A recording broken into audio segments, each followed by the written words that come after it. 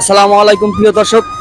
এখন কি আগে কিরকম ছিল মানুষ, এখন কিরকম আছে এটা জানার জন্য যে আসলে কি ভালো আছে না খারাপ আছে এই বিষয়ে।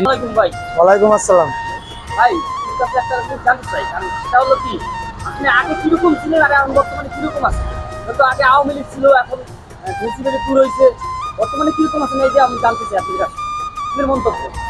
আসলে আমার মন্তব্য হচ্ছে যেটা একটা জিনিস কি আমরা সবাই অনেকে অনেক কিছু বলি যে এই হয় না সেই হয় না, অনেক কিছুই আমরা অনেক কিছু বলি। সবচেয়ে বড় কথা হলো মহান আল্লাহ তাআলার কাছে আমরা শুকরিয়া আদায় করি যে আগে আমরা সমাজে চার দোকানে রাস্তাঘাটে আপনার স্বাধীনতার আমরা যে নাগরিক, আমার যে স্বাধীনতা দুইটার যে কথা সত্য মিথ্যা বা যেটাই হোক, আমার যে দুইটা ভিতরের কথা আমি সেটা আগে বলতে পারি নাই।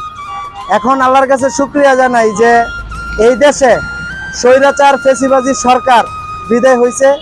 আমাদের মনের দুইটা কথা আমরা যেটা প্রকাশ্যে সবার সাথে শেয়ার করতে পারি, এর থেকে আনন্দের আর এই দেশে কিছু হইতে পারে না। কি পাইলাম কি হারাইলাম সেটা বড় কথা না। এখন বর্তমানে যে আমরা জীবনযাপন করতেছি আলহামদুলিল্লাহ অনেক ভালো আছি। ডক্টর ইউনূস সাহেব উনিও মানুষ হিসাবে খুব ভালো, উনিও দেশের জন্য কিছু করতেছে। বিএনপি জামায়াত তারা অনেক চেষ্টা করতেছে, ছাত্ররাও চেষ্টা করতেছে। আশা করি দেশের সামনে নির্বাচনে ভালো কিছু আসবে আর আমরা যাতে আমাদের ভোটটা দিতে পারি, এটাই অনেক কিছু। আর ভালো আছি, এখন দেশে বর্তমানে খুব শান্তিতে আছি। তাহলে আপনার মনে হইতেছে আপনি আগের চেয়ে এখন বর্তমানে ভালো আছেন, তাই তো?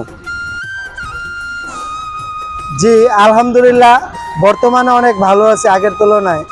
আপনার দ্রব্যমূল্যের জিনিসপত্রের দামও অনেক কম, আর ফ্যাসিবাদী সরকার এই দেশে নাই, এটাই অনেক আমরা আনন্দিত এই দেশে।